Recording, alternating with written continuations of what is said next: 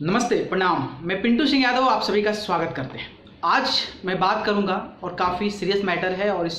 Matter को आप लोग समझने की कोशिश कीजिएगा और इसको जो भी इसमें होगा उनको सपोर्ट करने की कोशिश कीजिएगा। तो आज हम शुरुआत करेंगे और बात करेंगे। एक यूट्यूब चैनल है फ्लाइंग बिस्ट, जिस पे कि मोर देन 3 मिलियन सब्सक्राइबर्स हैं और बहुत अच्छे ब्लॉग बनाते हैं। बेसिकली अगर मैं उनके ऑनर का बात करूं तो उनका नाम है गौरव तनेजा, जो कि एक IITian के साथ साथ एविएशन सेक्टर में यानी कि फ़्लाइट की दुनिया में वो एक पायलट के तौर पे काम कर चुके हैं और फिलहाल करते थे। लेकिन समस्या क्या हुई, परेशानी की क्या हुई, जिसके चलते उनको एयर एशिया ने उनको एज अ पायलट के तौर से जो पायलट का पोस्ट है उनसे हटा दिया गया। क्या हुआ था, क्या घटनाएं हुई थी और गौरव तनेजा ने क्या ऐसा स्टेप लिया था जिसके बाद से एयर एशिया ने उन पर इस प्रकार की चीज़ें कहीं ना कहीं परोसनी पड़ी उनको और उनके अपने जॉब से यानी कि जो एक एविएशन सेक्टर में यानी कि फ़्लाइट के तौर पे पायलट के तौर पे काम करते थे उनको वहाँ से हटा देना पड़ा। तो गौरव तनेजा से बहुत सारे मैंने इंटरव्यूज़ देखे, बहुत सारे मैंने इनके ब्लॉग्स देखते हैं, तो मुझे कुछ एनालाइज लगा, मुझे लगा कि डेटा को आप लोगों को भी शेयर करना चाहिए, क्योंकि हमारा हिंदुस्तान है। अगर यहाँ पे कदम हम लोग कोई उठाते हैं, कोई स्टेप लेते हैं और हमसे कोई ताकतवर आदमी है तो उस स्टेप का कुछ नहीं होता है और स्टेप दबा का दबा रह जाता है, भले ही लोगों के हित में हम बात क्यों ना करें। तो शायद ये सारा जो मामला हुआ है वो गौरव तनेजा यानी कि फ्लाइंग बिस्ट के साथ हुआ है और उन्होंने भी हमारी सेफ्टी के लिए, आपके सेफ्टी के लिए, एविएशन सेक्टर की सेफ्टी के लिए, और हम लोग ऐसा कहते हैं कि फ्लाइट सेक्टर जो होता है यानी कि सबसे जो सेफ जर्नी होता है वो फ्लाइट यानी कि एरोप्लेन का होता है। और उसी एरोप्लेन में आपको कुछ खामियां मिले तो आपको कैसे पता चलेगा। हमें तो जाना है एयरबस में और वहाँ फ्लाइट में जाना है, और इसके बाद एयरपोर्ट पे गए, वहाँ पे फ्लाइट में बैठ जाना है और बैठने के बाद फिर अपने जो अराइवल है वहाँ पर पहुँच जाना है। लेकिन उसके इंटरनली क्या क्या प्रॉब्लम्स होती है, पैसेंजर्स को क्या क्या सेफ्टी लेनी पड़ती है और पैसेंजर्स के लिए क्या क्या चीज़ें, क्या क्या फैसिलिटीज़, क्या क्या जो सिक्योरिटी है, क्या क्या सेफ्टी है वो प्रोवाइड की जाती है। अगर उसमें कुछ खामियां हैं तो इसकी जो इन्फॉर्मेशन होती है सबसे पहले एविएशन सेक्टर के जुड़े लोगों के पास पहुंचती है, खास करके क्रू मेंबर्स और पायलट्स के पास पहुंचती है। और अगर पायलट्स को लगता है कि इस चीज़ों से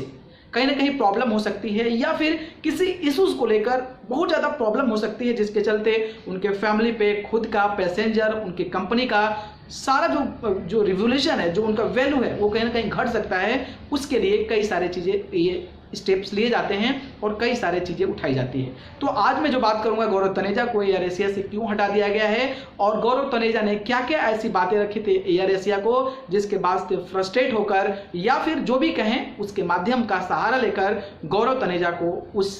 फ्लाइट से यानी कि एयर एशिया के फ्लाइट के एज अ पायलट के तौर पर उनको रिमूव कर दिया गया है, उनको उनके जो जॉब है उसको वहाँ से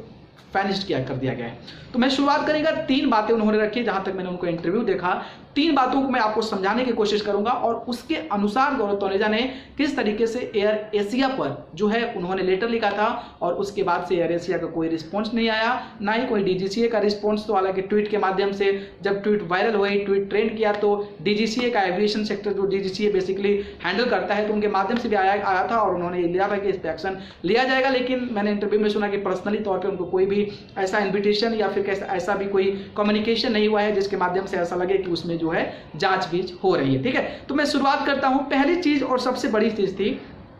कि उन्होंने जो आरोप लगाया है वो सिक लीव को लेकर। जैसे कि हम लोग क्या करते हैं कि कोई जॉब करता है तो कोई जॉब करता है तो उसकी टाइमिंग होती है कि हफ्ते में आपको 6 दिन काम करना है और 7वें दिन छुट्टी होती है। तो सेम सिचुएशन आपको लाइक एविएशन सेक्टर में भी है, यानी कि फ्लाइट एरोप्लेन की दुनिया में भी ऐसी ही सेम चीज़ है। अगर आप Monday, Tuesday, Wednesday, Thursday, Friday, Saturday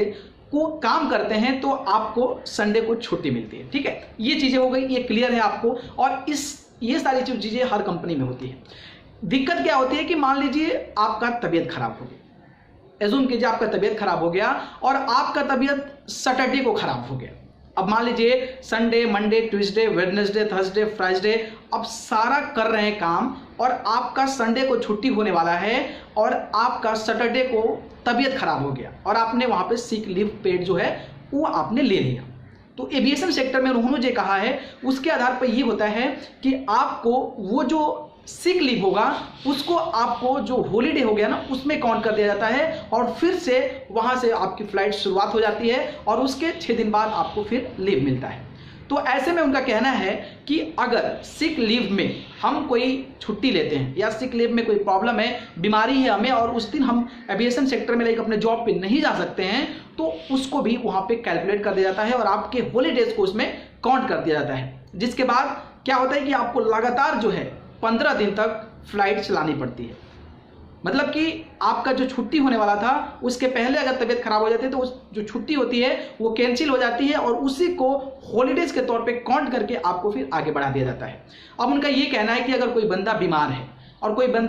और कोई हॉलीडेज ले रहा है तो हॉलीडेज के लिए वो अपने बहुत सारे कामों को रखता है ताकि उस दिन उसको कंप्लीट किया जाए। लेकिन सैटरडे को तबीयत खराब हो गया, उसको रिकवर किया जाए और आगे रिकवर हुआ कि नहीं ये भी दिक्कत है, तो आपको उसी में टाइम कैलकुलेट कर दिया जाता है। जिसके बाद से उनको शायद एक प्रेशराइज हो जाता है, एक टेंशन हो जाता है, एक मेंटली हैरेसमेंट हो जाता है और अगले दिन फिर वो जाते हैं फ्लाइट पे। तो इट मे बी कि अगर उनका दिमाग सही से काम ना करे, उनका मूड सही ना हो, तो it may be like flight crash हो सकती है या फिर एरोप्लेन में कोई ऐसी दिक्कत आ सकती है जिसके चलते कई सैकड़ों लोगों की यानी सैकड़ों हजार लोगों की जान भी जा सकती है। तो उनका ये आरोप है जिसके चलते उन्होंने इस बात को लेकर एक मुद्दा उठाया है और उनसे कहा है कि इस प्रकार की चीज़ें आप ना करें ताकि आपको हमारी सेफ्टी और आपकी सेफ्टी देखनी है। क्योंकि पायलट जो होते हैं ना वो बहुत सेंसिटिव चीज़ों को चलाते हैं, कोई भी प्रॉब्लम होती है फिर बहुत बड़ी दिक्कत हो जाती है। लेकिन जो जमीन पे काम करते हैं, जो ऑफिस में काम करते हैं, वहाँ पे चलो ठीक है यार चलता है, कर लेता है आदमी, मैनेज कर लेता है। बट एविएशन सेक्टर में फ्लाइट समझिए कि आप आकाश में उड़ती है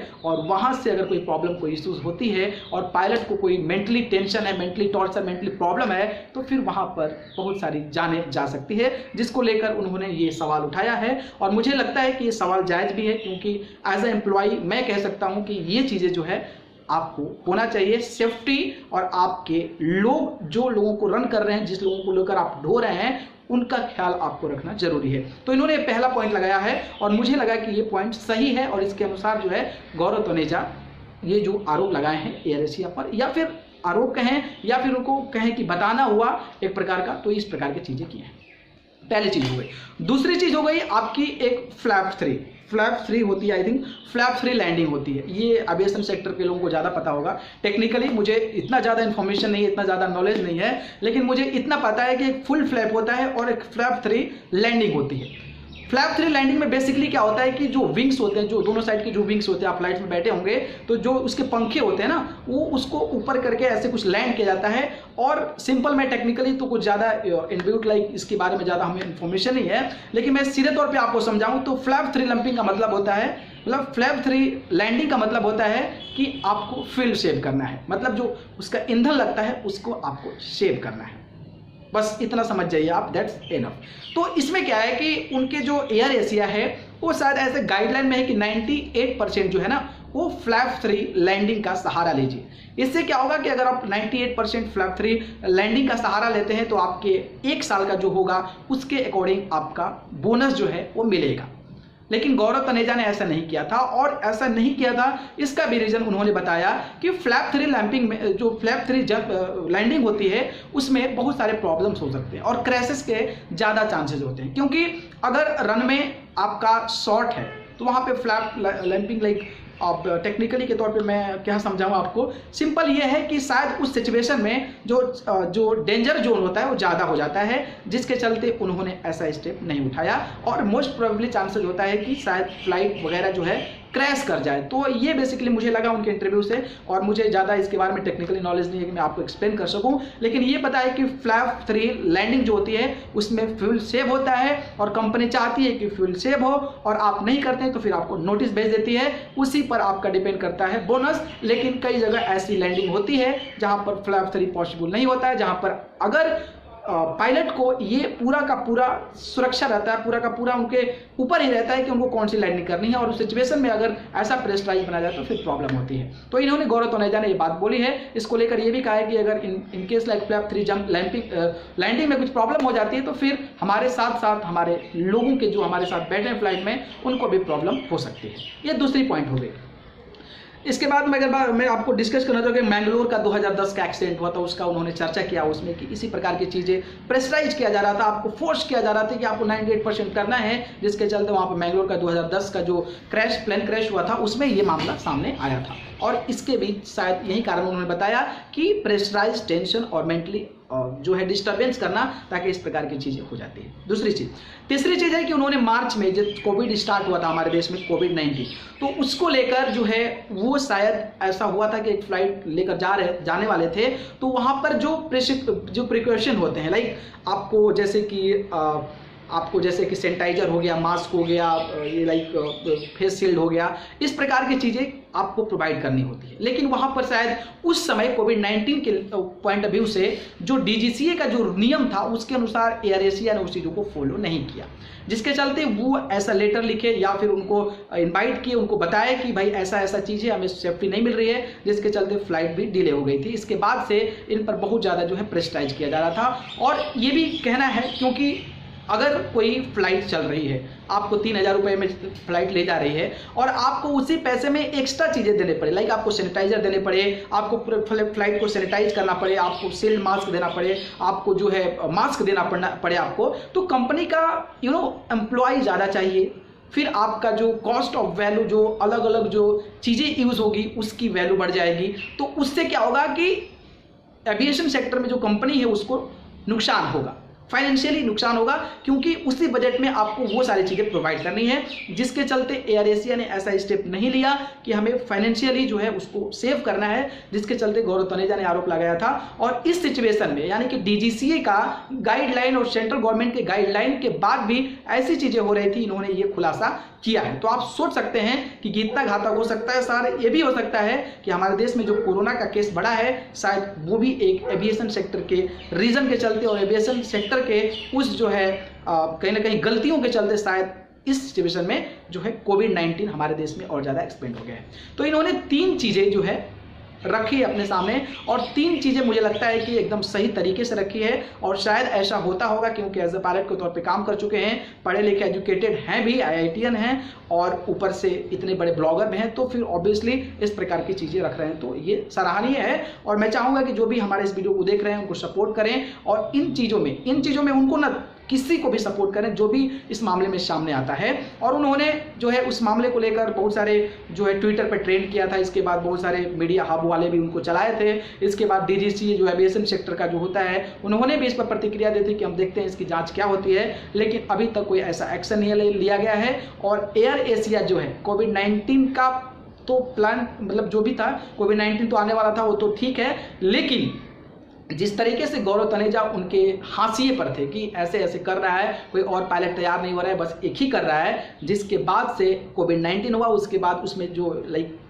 कोविड-19 के चलते बहुत सारे फाइनेंशियली बहुत सारी जॉब्स जा रही हैं, तो उनमें से उनको लगा कि ये सवाल उठा रहा है, ये आंखें दिखा रहा है, तो इसको आउट कर दिया गया, जिसके बाद से उनको आउट कर दिया गया है। हालांकि एक इंटरव्यू में मैंने सुना कि जो डीजीसी है वहाँ ने बस संभावना दिया है कि जांच की जाएगी, लेकिन ऐसा कोई ऑफिशियली मेल या फिर उनके साथ ऑफिशियली कोई कम्युनिकेशन नहीं हुआ है। तो बस आप सोशल मीडिया के सहारा से उनको इतना सपोर्ट कीजिए कि ये जो है एविएशन मिनिस्टर के पास, यानी कि पूरी साहब हैं, उनके पास पहुंच जाए और शायद इसकी सही जांच हो। और इसकी जांच होगी तो हमारे लिए बेनिफिशियल है, आपके लिए बेनिफिशियल है, क्योंकि हम भी सफ़र करते हैं फ्लाइट में, आप भी सफ़र करते हैं, तो आपके लिए आने वाले समय में आपका भविष्य फ्यूचर होगा और आपको कहीं भी जाने में कोई प्रॉब्लम नहीं होगी, कोई इश्यूज नहीं होगी, आप सेफ्टी के साथ फ्लाइट का सफ़र कर सकेंगे। ठीक है, तो आप सपोर्ट कीजिए, इनको समर्थन कीजिए और इस वीडियो को ज़्यादा से ज़्यादा शेयर कीजिए ताकि ज़्यादा से ज़्यादा लोगों के पास पहुँचे। आप सभी को बहुत बहुत धन्यवाद। नमस्कार।